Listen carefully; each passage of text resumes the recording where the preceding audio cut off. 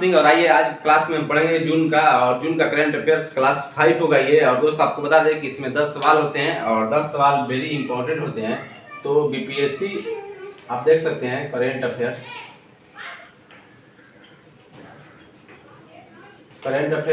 जून class 5। इससे पहले जून का 4 क्लास हो चुका है करंट का और ये 5वां क्लास है। उम्मीद करता हूँ ये 10 के 10 सवाल आपका इंपॉर्टेंट होगा, महत्वपूर्ण होगा। तो आइए पहला दोस्त बात कर लेते हैं पहला सवाल पर कि हाल ही में महिलाओं के लिए मुफ्त यात्रा के लिए किस राज्य में शक्ति स्मार्ट कार्ड योजना लागू किया गया है। वो एक राज्य है जहाँ पर महिलाओं के लिए मुफ्त में आप यात्रा कर सकते हैं। वहाँ के जो सरकारी बस है, बसों में आप मुफ्त यात्रा कर सकते हैं। वो है कर्नाटक में। अभी हाल ही में कांग्रेस की राज आया है, कांग्रेस की सरकार आई है। पहले बीजेपी की थी लेकिन अब कांग्रेस की है। और कांग्रेस ये अपना घोषणा पत्र में ही बोला था कि जब मेरी सरकार बनेगी कर्नाटक में तो हम महिलाओं के लिए मुफ्त यात्रा करेंगे। और दोस्त आपको बता दें कि डेली कम से कम 40 लाख महिलाएं यात्रा करती है कर्नाटक में। और दोस्त आपको बता दें कि कांग्रेस के चुनावी वादों में से ये एक था जिसमें कांग्रेस ने इसको पूरा किया है। और दोस्त आपको बता दें कि कितने 1000 करोड़ रुपया का इस पर भार पड़ेगा कर्नाटक में। ये सरकार तो सोच नहीं रही है, लेकिन फ्री में बांटो किसी तरह अपना सरकार बनना चाहिए। तो मुफ्त कर्नाटक सरकार ने इस योजना को लागू कर दिया गया है 11 जून से। और कर्नाटक की बात करें तो कर्नाटक की राजधानी बेंगलोर है और वहाँ के जो नेशनल पार्क है दोस्त, नेशनल पार्क के बारे में अगर बात करें तो अंशी नेशनल पार्क, कुद्रेमुख और बनरघट्टा, ये 3 वहाँ का इम्पोर्टेंट महत्वपूर्ण नेशनल पार्क है जो आपके एग्जाम में पूछा जाता है। कर्नाटक से और क्या रिलेट कर सकते हैं तो जस्टिस इंडिया रिपोर्ट में जो कर्नाटक टॉप पर है। और दुनिया का सबसे लंबा प्लेटफॉर्म की बात करें तो कर्नाटक का हुबली प्लेटफॉर्म है जिसकी लंबाई 1507 मीटर है। कर्नाटक से और आप रिलेट कर सकते हैं, कर्नाटक का जो लोकसभा सीट है 28 है। राज्यसभा की बात करें तो राज्यसभा में 12 सीट है, विधानसभा में 224 और वहां पर एक विधान परिषद भी है जिसकी सीटों की संख्या कितना है 75 है। और कर्नाटक के जो चीफ मिनिस्टर है अभी सिद्धारमैया जी को बनाया गया है जो कांग्रेस से हैं। और ये आप याद रखिएगा कांग्रेस कर्नाटक ने इतना ये क्या शक्ति स्मार्ट कार्ड योजना को लागू कर दिया गया है। और दूसरा महत्वपूर्ण सवाल है दोस्त कि हाल ही में सैन्य अभ्यास, सेना का ये अभ्यास है एक्स एक्वेरिन भारत और किस देश के बीच है। तो ये दोस्त आपको बता दें कि पड़ोसी देश ही मान लीजिए इसको, भारत और मालदीव के बीच इस एक्सरसाइज को किया गया है उत्तराखंड के चौबटिया में। और इसका एक्सरसाइज का नाम है एक्स एक्वेरिन जिसका मतलब होता है मित्र। और उत्तराखंड के चौबटिया में इसको 2 वर्षीय वार्षिक अभ्यास है। और मालदीव की बात करें तो मालदीव की राजधानी माले है, राष्ट्रपति इब्राहिम मोहम्मद सोलिह है और वहाँ की मुद्रा की बात करें तो रुपया है। आगे बात करते हैं कि मालदीव से संबंधित मालदीव और मिनिकॉय के बीच में कितने डिग्री चैनल दोनों को अलग करता है। तो 8 डिग्री चैनल दोस्त बता दें कि मालदीव और मिनिकॉय के बीच 8 डिग्री चैनल अलग करता है। अगर वहीं 9 डिग्री की बात करें तो मिनिकॉय और लक्षद्वीप के बीच 9 डिग्री चैनल है। और 10 डिग्री आगे 10 डिग्री बात करें तो अंडमान और निकोबार की आपको पता होगा। आइए और बात कर लेते हैं। तो अभी हाल ही में खबर आई थी कि वहाँ के जो पूर्व राष्ट्रपति थे, मालदीव के पूर्व राष्ट्रपति थे अब्दुल्ला यामीन, उनको 11 साल की सजा हो चुकी है। किस केस में तो भ्रष्टाचार के केस में। जब वो राष्ट्रपति थे, पूर्व राष्ट्रपति थे, तो उस टाइम इन्होंने भ्रष्टाचार किया, उसके एवज में इनको 11 साल की सजा हो चुकी है। कहाँ की ये पूर्व राष्ट्रपति हैं तो ये दोस्त हैं मालदीव के पूर्व राष्ट्रपति भ्रष्टाचार के केस में अब्दुल्ला यामीन को। और कुछ आइए बात करते हैं कि भारत और जापान, भारत अमेरिका के बीच में कौन कौन सी एक्सरसाइज होती है। तो वीर गार्जियन, धर्म गार्जियन, सिनु मैत्री, ये भारत और जापान के बीच होते हैं। वहीं अगर आगे बात करें तो मित्र शक्ति और स्लाइनेक्स भारत और श्रीलंका के बीच है। तो ऐसे ऐसे करके बहुत सारे देशों के साथ भारत अपना अभ्यास करते रहता है और दोनों देशों के रणनीतिक क्षमता और दोनों देशों के सामरिक महत्व को उद्देश्य के इसको एक्सरसाइज को किया जाता है। तीसरा सवाल पे बात कर लेते हैं कि हाल ही में यूनेस्को में कौन सा देश फिर से शामिल हुआ है। वो है अमेरिका दोस्त बता दें कि जब ट्रंप की सरकार थी, ट्रंप वहाँ के राष्ट्रपति थे, तो वहाँ पर यूनेस्को से अमेरिका को बाहर कर लिया था। लेकिन अभी जैसे ही बाइडेन की सरकार आई थी उसी टाइम बोला था कि हम यूनेस्को में फिर से शामिल हो जाएंगे और वही हुआ। यूनेस्को में फिर से बाइडेन की सरकार ने शामिल होने की घोषणा कर दिया है। और यूनेस्को की अगर दोस्त बात करें तो यूनाइटेड नेशन यहाँ का फुल फॉर्म पूछता है कि United Nation Educational Scientific and Culture Organisation, इसका फुल नेम है यूनेस्को का, आप याद रखिएगा, United Nation Educational Scientific and Culture Organisation, UNESCO का फुल फॉर्म है संयुक्त राष्ट्र की सांस्कृतिक एजेंसी, जिसका प्रमुख अगर बात करें, चेयरमैन बात करें तो आंड्रे अजोले। यूएसए ने अगले महीने इस संगठन में शामिल होने की घोषणा कर दिया है।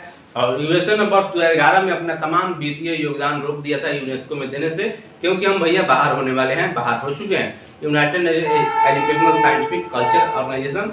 और इसकी बात करें यूनेस्को की कि इसका स्थापना कब हुआ था दोस्त, तो स्थापना 1945 में, हेडक्वार्टर पेरिस फ्रांस में है। और भारत में अगर बात करें कि यूनेस्को के हेरिटेज साइट कितने हैं, तो अभी तक 40 है। 40वां कौन है, तो गुजरात के धौलावीरा है। 39वां कौन है, तो रमप्पा टेम्पल, आपको याद होगा तेलंगाना का रमप्पा टेम्पल, जिसका 39वां है। और 40वां गुजरात के धौलावीरा, ये आप याद रखिएगा। ये एग्जाम में पूछा भी था, रेलवे के एनटीपीसी एग्जाम में ये पूछा था कि भारत के यूनेस्को हेरिटेज में साइट होने वाला 40वां जगह कौन है, तो धौलावीरा है। आइए नेक्स्ट पर बात कर लेते हैं, बहुत महत्वपूर्ण है कि हाल ही में सिप्री के अनुसार, सिप्री संगठन है, सिप्री के अनुसार दुनिया में सर्वाधिक परमाणु हथियार वाले देश कौन है, ये है रूस। दुनिया में सबसे ज्यादा अगर किसी के पास हथियार है, परमाणु हथियार है, तो है रूस।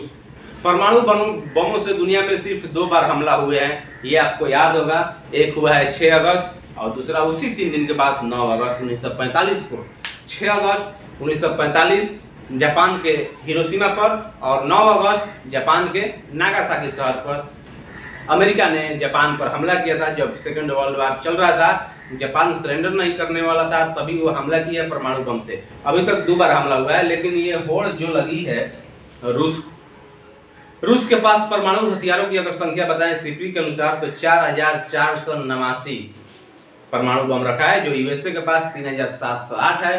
परमाणु बीते 1 साल में रूस ने 12 नए हथियार बना चुका है।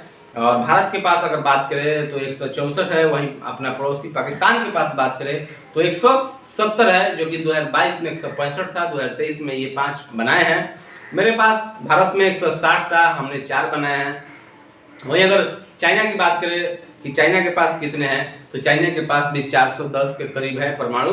और ये चीज़ आप याद रखें। सिप्री की अगर बात करें तो सिप्री की जो स्थापना थी 1966 में था, हेडक्वार्टर स्वीडन में है। वहाँ से इस रिपोर्ट को जारी किया जाता है कि किस देश में कितना हथियार है, कौन सा देश कहाँ टॉप पर है, नहीं है, ये सभी के सभी उसके पास आंकड़ा लेकर और ये जारी करता है, जिसमें रूस को बताया गया कि सबसे दुनिया में प्रथम अगर परमाणु बम किसी के पास है तो है रसिया के पास। नेक्स्ट पर बात कर लेते हैं, नेक्स्ट सवाल पर, कि हाल ही में किस राज्य के पद्म पुरस्कार विजेताओं को 10,000 रुपया मासिक पेंशन देने की घोषणा किया है। यह है हरियाणा के सीएम मनोहर लाल खट्टर जी हैं, जिन्होंने घोषणा किया कि पद्म पुरस्कार, पद्मश्री हो, पद्म विभूषण हो, पद्म भूषण हो, ये तीनों जो पुरस्कार जीते हुए हैं, जो भी विजेता हैं, उनको 10,000 रुपये मासिक हम देंगे। और इसके अलावा वोल्वो वहाँ के जो बस सेवा है उसमें मुफ्त यात्रा ये लोग कर सकते हैं। इतना चीज इनको सुविधा दिया जाएगा। और ये हरियाणा सरकार 10,000 रुपये मासिक देने की घोषणा कर चुका है। और यहाँ की जो राजधानी है चंडीगढ़ है, पंजाब और हरियाणा की राजधानी ज्वाइंट चंडीगढ़ है। और चंडीगढ़ में तो आपको बता दें कि भारत का पहला डॉग पार्क बनाया गया है। Dog park, safari park, Kalesar national park, Sultan national park, ये सब हरियाणा में है। और मनरेगा में अगर बात करें, अभी हाल ही में रिपोर्ट आया था कि मनरेगा में मनरेगा के तहत सबसे ज्यादा पैसा देने वाला कौन सा राज्य है, तो हरियाणा है। लेकिन मनरेगा के तहत सबसे ज्यादा रोजगार देने वाला कौन सा राज्य है, तो है राजस्थान, ये याद रखिएगा। और हरियाणा का जो राजधानी है चंडीगढ़ है।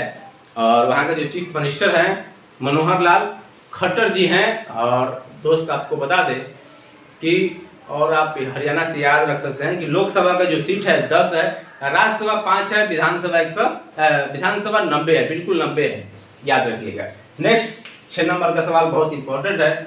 जून 2023 में प्रधानमंत्री नरेंद्र मोदी जी द्वारा किस देश में कांग्रेस की संयुक्त बैठक को 2 बार संबोधित करने वाले पहले भारतीय प्रधानमंत्री बने हैं, वो है यूएसए। संयुक्त राज्य अमेरिका के संसद में जाकर और 2016 में एक बार भाषण दिए थे, 8 जून 2016 को पहली बार, और दूसरी बार अभी जून 2023 में गए हैं, अभी भी अमेरिका में ही हैं।